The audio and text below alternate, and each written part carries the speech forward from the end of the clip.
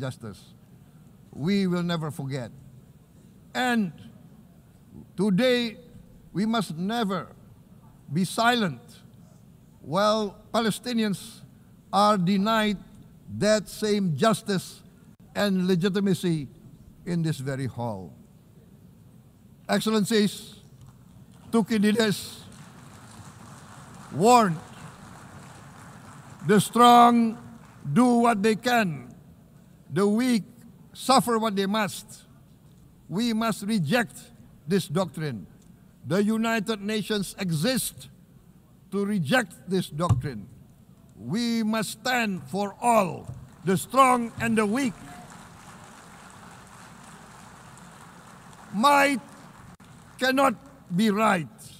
Right must be right. Indonesia today is one of the largest contributors to United Peacekeeping Forces. We believe in the United Nations. We will continue to serve where peace needs guardians, not with just words, but with boots on the ground.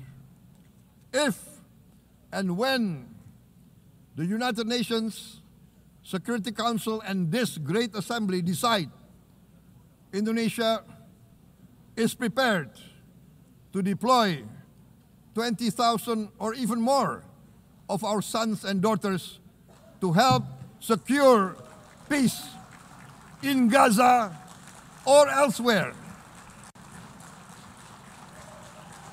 in Ukraine, in Sudan, in Libya, everywhere when the peace needs to be enforced, peace needs to be guarded, we are ready.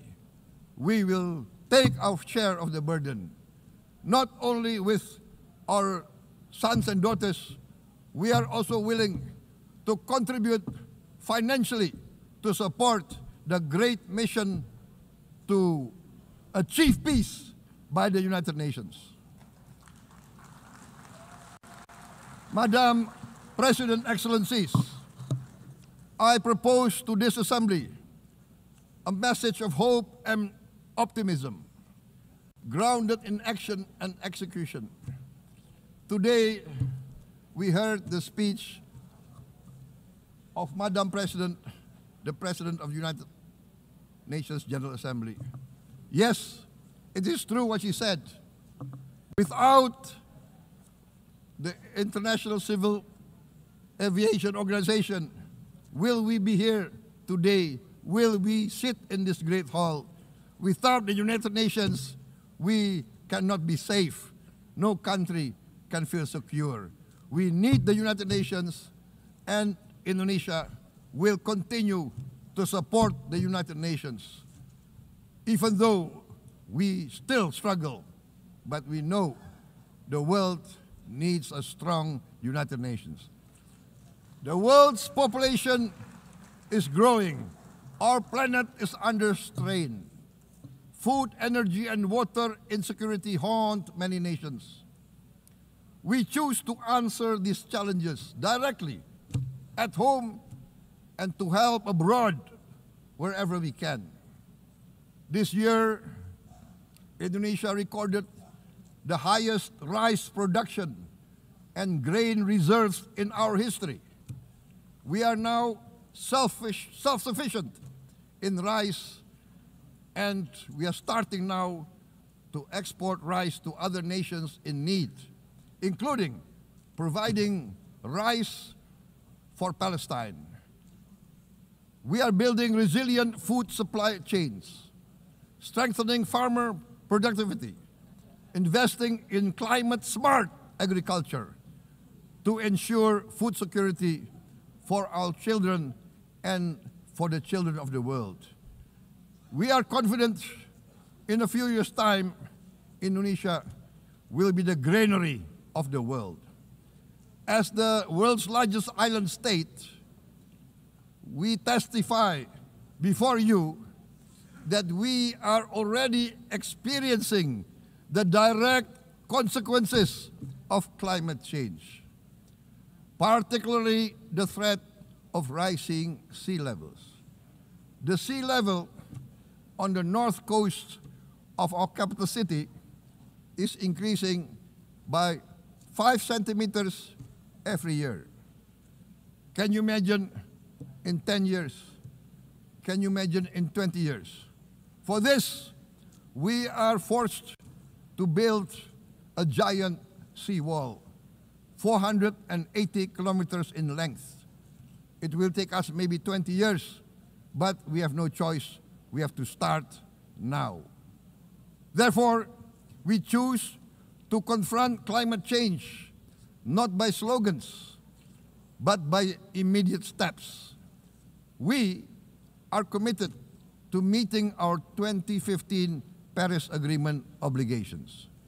We aim to achieve net zero emission by 2060, and we are very confident we can achieve net zero emission much earlier. We aim to reforest more than 12 million hectares of degraded forest, to reduce forest degradation, to empower local communities with quality green jobs for the future. Indonesia is shifting decisively from fossil fuel-based development towards renewable-based development. From next year, most of our additional power generation capacity will come from renewables. Our goal is clear: to lift all of our citizens out of poverty and make Indonesia a hub for solutions to food, energy, and water security. Madam President, Excellencies, we live in a time when hatred and violence can seem to be the loudest voices. But beneath this loud noise lies a quieter truth, that every person longs to be safe, to be respected, to be loved, and to leave a better world to their children. Our children are watching. They are learning leadership, not from textbook, but from our choices. Today, still, a catastrophic situation in Gaza is unfolding before our eyes. At this very moment, the innocent are crying for help, are crying to be saved. Who will save them? Who will save the innocent? Who will save the old and women? Millions are facing danger at this very moment. As we sit here, they are facing trauma. They are facing irreparable damage to their bodies. They are dying of starvation. Can we remain silent? Will there be no answer to their screams? Will we teach them that the human family can rise to the challenge? Madam President, we must act now. Many speakers have said that. We must stand for a multilateral order where peace, prosperity, and progress are not the privilege of a few, but the right of all. With a strong United Nations, we can build a world where the weak do not suffer what they must, but live the justice that they deserve. Let us continue humanity's great journey of ideals, the selfless aspirations that created the United Nations. Let us use science to uplift, not use science to destroy. Let rising nations help others to lift themselves. I am convinced that the leaders of the great world civilizations, civilizations of the West, of the East, of the North, of the South, leaders of America, Europe,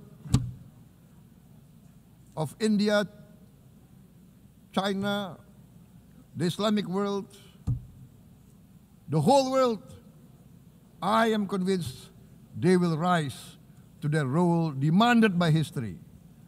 We are all hopeful that the leaders of the world will show great statesmanship, great wisdom, restraint, humility, overcome hate, overcome suspicion. Madam President, distinguished delegates, we are greatly heartened by the events of the last few days, where significant leading countries of the world have chosen to side with history, to choose the right side of history, the path of the moral high ground, the path of rectitude, the path of justice, the path of humanity, to shun hatred, to overcome suspicion, and to avoid the use of violence. The use of violence will beget violence. No one country can bully the whole community of the human family.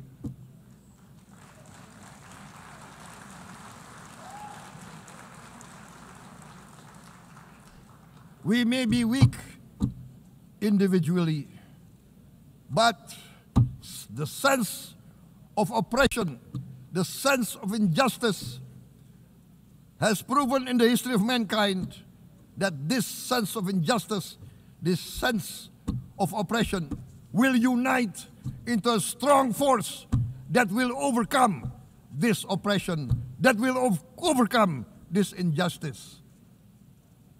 To close, I would like to reiterate again Indonesia's complete support for the two-state solution in Palestine. We must have an independent Palestine, but we must also recognize, we must also respect, and we must also guarantee the safety and security of Israel. Only then we can have real peace, and no longer hate and no longer suspicion. The only solution is this two-state solution. Two descendants of Abraham must live in reconciliation, peace, and harmony. Arabs, Jews, Muslims, Christians, Hindus, Buddhists, all religions, we must live as one human family. Indonesia is committed to being part of making this vision a reality. Is this a dream? Maybe, but this is the beautiful dream that we must work together towards. Let us work towards this noble goal. Let us continue humanity's journey of hope, a journey started by our forefathers, a journey that we must complete. Thank you. Wassalamualaikum warahmatullahi wabarakatuh.